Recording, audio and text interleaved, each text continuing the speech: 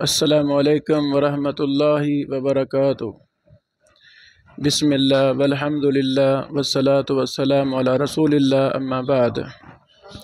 آسان تفسیر قرآن میں آج کی مجلس میں ہم سورۃ الفیل کا عام فہم ترجمہ اور مختصر تفسیر پڑھیں گے انشاءاللہ۔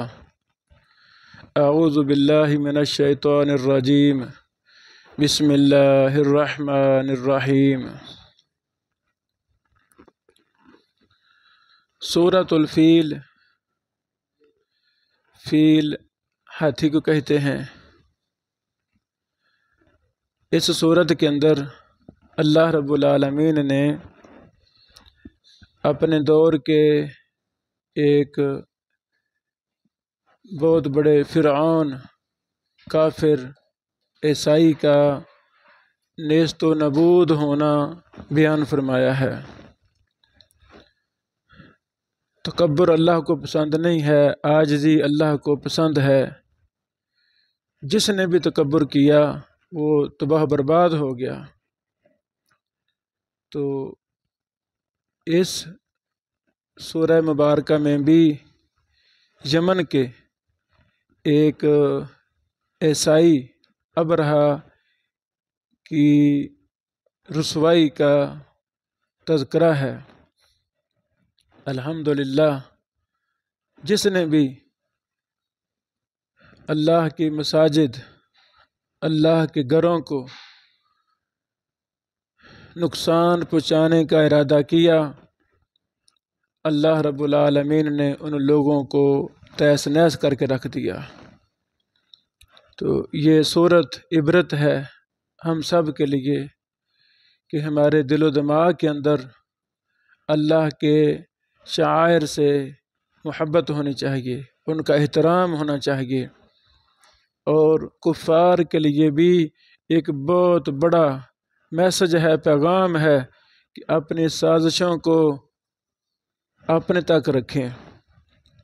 اپنے مکر جو آپ اسلام کے خلاف، قرآن و سنت کے خلاف، مساجد اور مدارس کے خلاف کرتے رہتے ہیں، یہ اللہ رب العالمین انشاءاللہ قرآن و سنت کی حفاظت کے لیے، مساجد و مدارس کی حفاظت کے لیے اللہ کافی ہے۔ اللہ کے وہ لشکر ہیں جو ہم جانتے نہیں۔ اللہ کی وہاں سے مدد آتی ہے جو ہمارے وہم و گمان میں بھی نہیں ہوتا۔ اللہ اکبر۔ دوسرا، اس سورہ مبارکہ میں اہل مکہ پر اللہ رب العالمین کے ایک بہت بڑے احسان کا ذکر ہے کہ اللہ تعالیٰ نے کس طرح ایک معجزانہ طور پر ابرہہ کافر کے باطل ارادے کو، گندے ارادے کو، جو وہ بیت اللہ کو گرانا چاہتا تھا، اللہ اکبر، اللہ تعالیٰ نے اس کو خاک میں ملا دیا، نیست و نبود کر دیا۔ اگر آپ چاہتے ہیں کہ آپ خیر و برکت والے انسان بنیں تو عاجزی اختیار کریں۔ اپنے آپ میں اور تکبر، بڑائی، یہ سب چیزیں فضول ہیں اور حرام ہیں، کبیرہ گناہ ہے۔ عاجزی اختیار ہم کریں، اسی میں خیر ہے۔ ایسا انسان مجسمہ خیر بن جاتا ہے، اس کا جسم خیر کا مجسمہ بن جاتا ہے، اس کی باتیں قیامت کی دیواروں تک وہ مجسمہ، وہ خیر کا ذریعہ بن جاتی ہے، وہ انسان چشمہ، خیر و برکت کا چشمہ بن جاتا ہے۔ اللہم اجعلنا منہم۔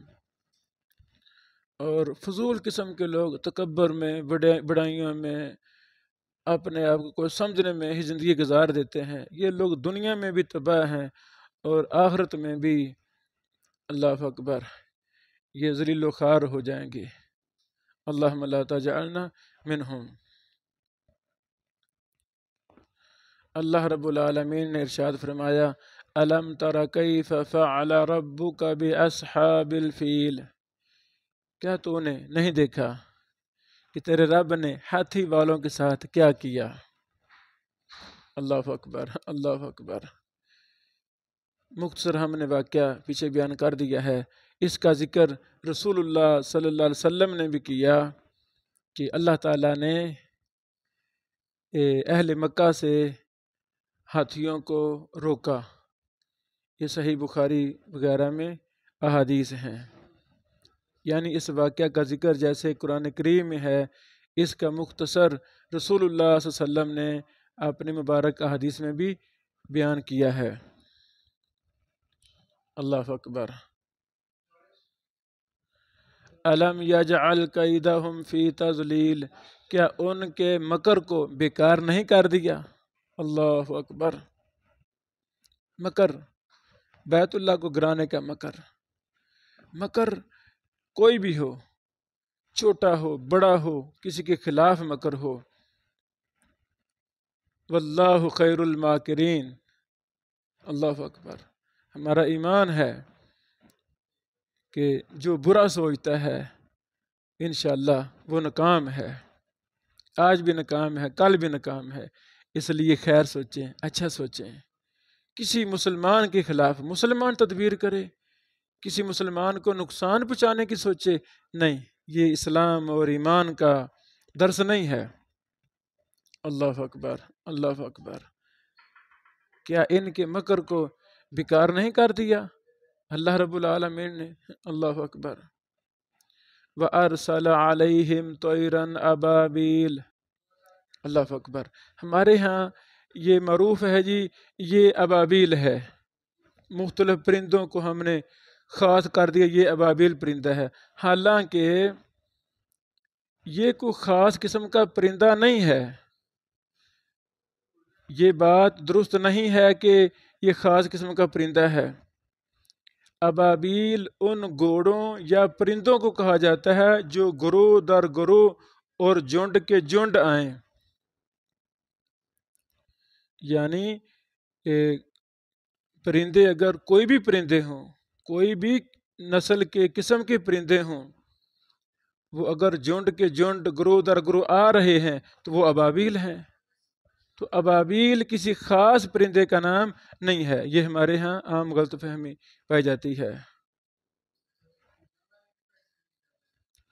ترمیہم بحجارۃ من سجیل، جو ان کو مٹی اور پتھر کی کنکریاں مار رہے تھے، چھوٹے چھوٹے پرندے جانور، اللہ اکبر، اپنے چونچ میں وہ کنکر مٹی کے وہ اوپر سے پھینکتے تھے، اور وہی ان کے اندر اللہ رب العالمین اتنی طاقت پیدا فرما دی تھی، اتنی قوت عطا فرما دی تھی کہ وہ تہس نہس ہو کے رہ گئے۔ ہاتھی بھی تباہ برباد ہو گئے، اور ہاتھیوں پر سوار وہ عیسائی لوگ، ابرہہ کا لشکر، وہ سب تہس نہس ہو گیا۔ اللہ اکبر، اللہ اکبر۔ ویسے یعنی ترمیہم بحجارۃ من سجیل، پکی ہوئی مٹی، جسے ہم کھنگر کہہ دیتے ہیں، کھنگر، پکی ہوئی مٹی، یہ مراد ہے۔ فَجَعَلَهُمْ كَعَصْفٍ مَأْكُولٍ، پس انہیں کھائے ہوئے بوسے کی طرح کر دیا۔